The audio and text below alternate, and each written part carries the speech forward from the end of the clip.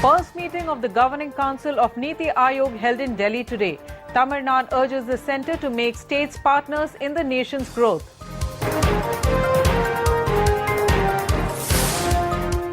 Annual general meeting of the BCCI scheduled to be held on 2nd of March. Campaigning in Srirangam by AIADMK gains more momentum. People assure their complete support to the candidate announced by Ms. Jaya. The news in detail. Chief Minister of Tamil Nadu, O. Selvam, addressed the historic first meeting of the Governing Council of the National Institution for Transforming India Ayog at Delhi today. During the Niti Aayog meeting, the Chief Minister of Tamil Nadu said the institution was expected to be not a one-way top-down flow of ideas from the centre to the states, but a genuine and continuing partnership with the states. National development priorities, sectors and strategies have to be identified with the active involvement of the states. The body should address the basic issues that confront the economy and how to resolve them, securing the consensus of both the centre and the states, O. Selvam said. This exercise of the Niti Aayog would also need to fit in with the United Nations initiative to establish a set of sustainable development goals to be achieved by 2030. An immediate concern was how the resource flow to states is going to be impacted by the abolition of the Planning Commission.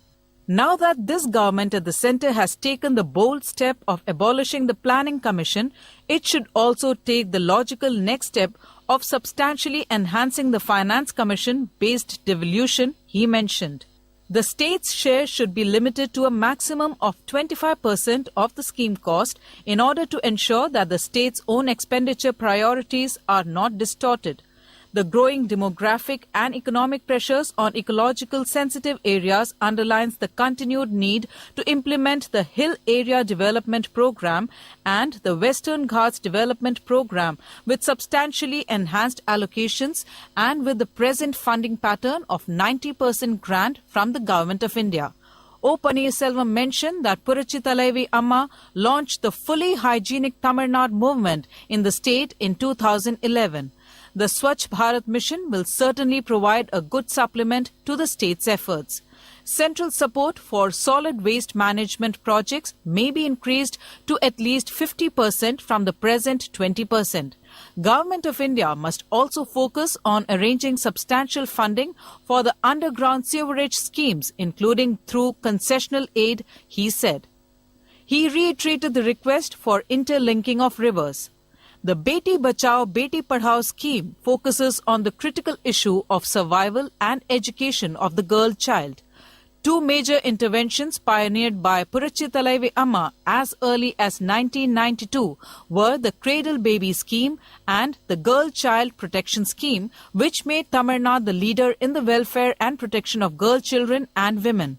The 5 hugely popular marriage assistance schemes implemented in Tamil Nadu promote female education, increasing age of girls at marriage, and social causes like intercaste marriage and widow remarriage, O. Selvam said. Tamil Nadu already has the highest gross enrollment ratio in higher education amongst larger states of 40.3%. Under the Tamil Nadu Vision 2023, the goal is to have at least 50% of the age cohort enrolled in higher education. The Tamil Nadu Skill Development Mission has an ambitious agenda of understanding and matching the aspirations and needs of different stakeholders, including the student body, the labour force and industry. The state has prepared a comprehensive action plan that would effectively coordinate the efforts of multiple departments and agencies in the area of skilling on a cohort basis, with an emphasis on enhancing quality of training, certification and employability. He said Purachi Thalaivi Amma launched the flagship schemes of providing free laptop computers to all higher secondary school and college students and the provision of free mixies, grinders and fans to all poor households, which have to be seen in the context of improving skill levels of the student population and of enabling higher participation by women in the workforce by freeing them from the domestic drudgery. The proposed reduction of Government of India subsidy from 30% to 15% for solar rooftops has come as a big dampener. To reduce delays in implementing solar rooftop projects, the subsidy budget may be allotted to each state and the state-level sanction permitted. Government of India may consider an income tax rebate for the expenditure incurred by individuals for solar rooftop installation to incentivize and promote the solar movement, the Chief Minister said. Tamil Nadu also strongly urges the Government of India to effect transfer of cash to the bank accounts of the beneficiaries only through the state governments, as this would be an administratively sound practice. Purachi Thalavi Amma had launched the Tamil Nadu Vision 2023 with a specific intent to make and to catalyze strategic investments in infrastructure. The second phase of the Vision 2023 document includes profiles of 217 infrastructure projects in 6 major sectors. The Chief Minister chairs the Tamil Nadu Infrastructure Development Board, which is responsible for implementing the policy framework. The Chief Secretary chairs the Executive Committee. Hence, the formulation and implementation of infrastructure projects, including central projects, were closely and effectively monitored in Tamil Nadu. Some projects do get mired in litigation, especially where they have not taken note of legitimate concerns of the local population and stakeholders. This requires project proponents to be more flexible in their approach to accommodate such concerns rather than lay the blame on other agencies, the Chief Minister summed up. The much-awaited annual general meeting of the BCCI, which had to be deferred a number of times because of the IPL spot-fixing case, will now be held on March 2nd, bringing an end to the uncertainty over its functioning.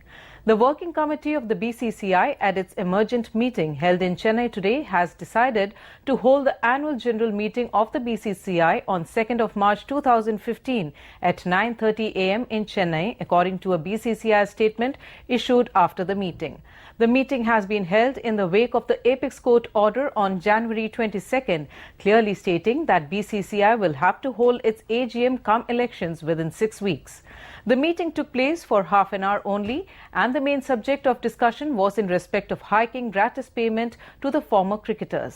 The emergent working committee has taken 2 decisions. One is about the annual general meeting to be held on 2nd of March at this place only, and about the review of the Honorable Supreme Court's decision.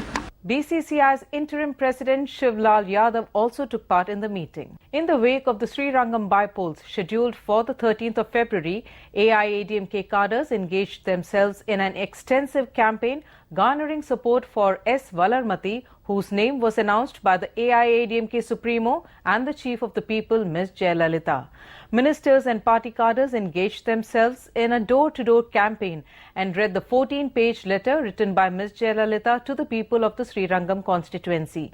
People were intensely moved by the words of Ms. Jaya and have assured their complete support to the AIADMK candidate announced by her.